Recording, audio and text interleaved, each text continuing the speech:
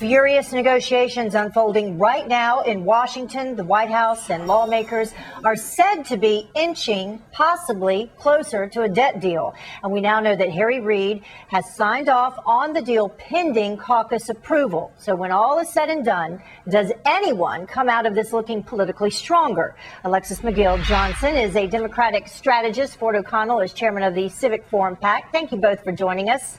Thank you. Very busy day. So, Alexis, I'll begin with you. Who do you think comes out on top in all of this? Well, I mean, quite honestly, I think they all look like a bunch of 2-year-olds right now, and I think they're quite frankly giving 2-year-olds a bad name.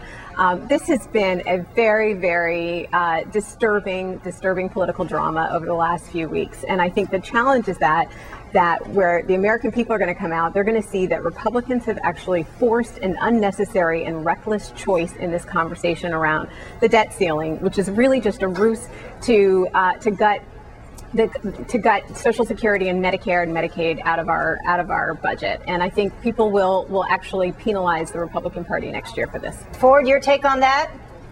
I disagree. Look, the number one issue for Americans is jobs. Taxes and regulations are killing the job market here. If we default, we lose jobs. If we default, we hurt the global economy. The bottom line is Democrats don't understand we can't raise taxes if we want to improve jobs. What they really don't want to do is deal with entitlement reform, and the president's scared with his approval rating at 40%. That's why we're here. We're here because of the hard work of the Tea Party. But if we do default, it will be political suicide from my party. And Alexis and Ford, to both of you, I do want to bring this up because this seems to be developing as one of the sticking points in all this, and this would be cuts to defense spending and not, in fact, the social programs that you were just referencing, Alexis. Yes. And apparently as part of this new deal, this compromise, in the second round of cuts, we're talking about $540 billion in defense spending being cut. That's about half of the overall cut number. Also, there would be some cuts to Medicare. So again, I ask you, this does seem to be coming on perhaps the heels of some of our military members.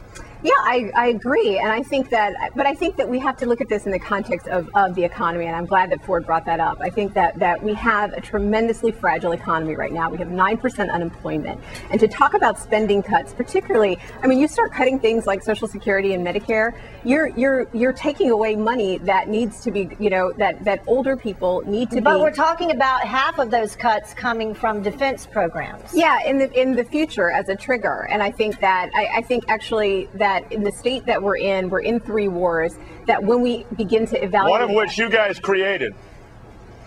One of which we created, yes. And you boosted the spending in the others, and we've got no exit plan. No, really, you guys didn't help that one out. Yeah, well, I mean, I think that the wars have been driven up. They were not created by us initially. And I think that spending has been completely overblown, and I think we do need to see some smart reductions there.